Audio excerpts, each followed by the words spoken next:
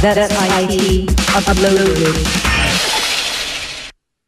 Hello everyone, it is time again for That's IT Uploaded. BlackBerry's gamble seemed to have paid off. It's been given a lifeline and the new management seemed to be putting it to good use.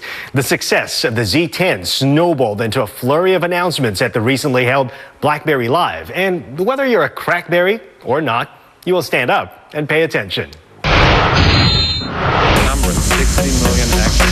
First, the bombshell. It's time to bring BBM to a greater audience. BlackBerry's trademark BBM messaging system will now be made available for iPhone and Android users.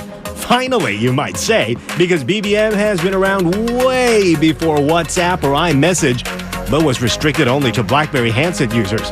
But not anymore. So it'll be very true to the BBM DNA. So it's going to be based on PIN number. That's really fundamental. It's part of the DNA of BBM. We're going to have, Ds and Rs, and all of the core essences of BBM are going to be part of that experience. So we're staying really true to the brand and staying really true to that overall experience. The new BlackBerry 10's operating platform, the QNX Neutrino real-time operating system, is apparently so powerful that it will be powering communications in some cars in the near future. Imagine being able to use BBM video conferencing while you are driving, or BBM messaging as you speed through the racetracks. I was saying to them we got to get that kind of technology in the cars nowadays, because it's usually you just put the phone, whichever phone you have, you just plug it into a car, and you don't really have the connectivity that you can have with this new technology.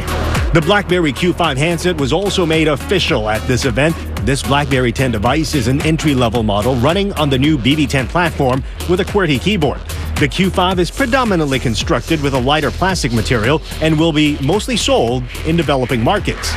Its bigger brother, the Q10, though, is an entirely different story. This handset feels premium and has an even better camera than the Z10. The resolution of the width is the same, and that then allows for just scrolling within an application. So what you'll find is applications still look fantastic in terms of the banners, the feel, the application icon sizes, the buttons inside any application, including the menu. But then you're just having to scroll a little bit more to get that richer content.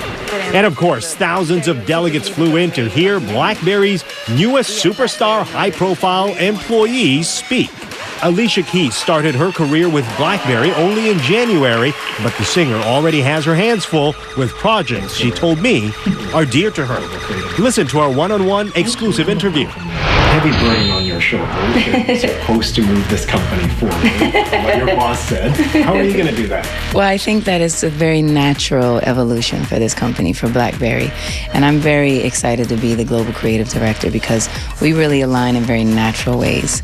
And also there is such the possibility to do endless things together, to create an innovative platform that merges entertainment and productivity is much of what aligns the two of us. But what also aligns us is our focus on women, and that's a big part of the BlackBerry usership. And for me, that's a big part of who I want to reach and who I touch. I think that I have a unique view and opinion on how to bring the two worlds together. And technology is a huge part of all of our lives. As an artist, I use technology more in my everyday life than anything else potentially. And so there's a natural synergy between my knowledge of what I would do, how do I continue to be more creative, how do we continue to make it easy in our lives to access all the people that we need to, that are business, family, people that we want to know or attach ourselves to. So there's a natural way to do that, that's happening already. Okay, what I think a lot of viewers would want to know is, do you really have an office at BlackBerry? Do you work there when you're touring? How do you juggle everything?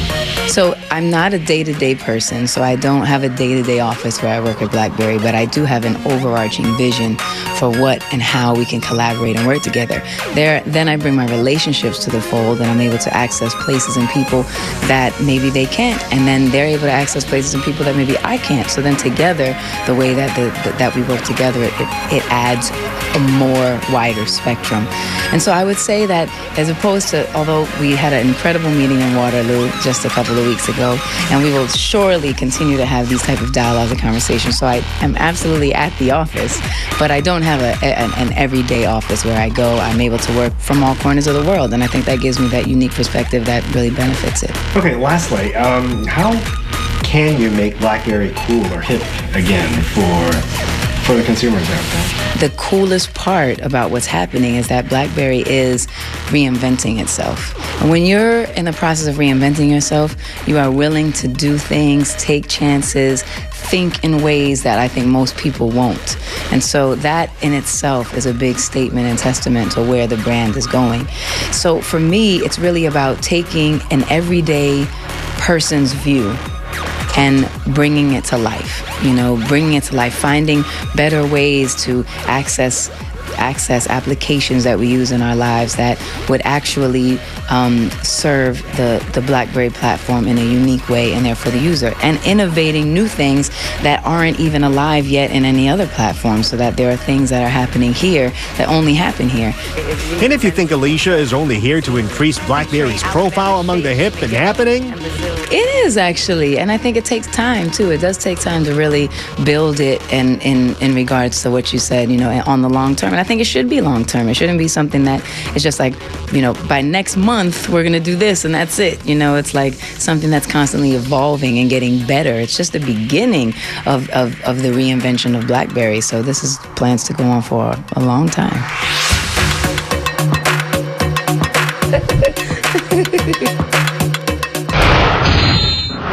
Well, I'm not a big follower of Alicia Keys, but in that interview, she really came off genuinely dedicated to her role as a BlackBerry employee, erasing any doubts I had before that this is all just gimmick.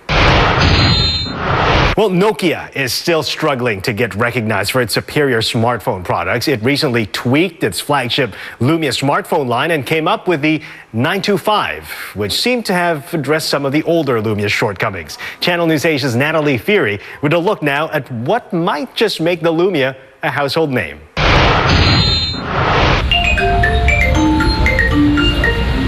This ringtone once heralded the biggest mobile phone company in the world.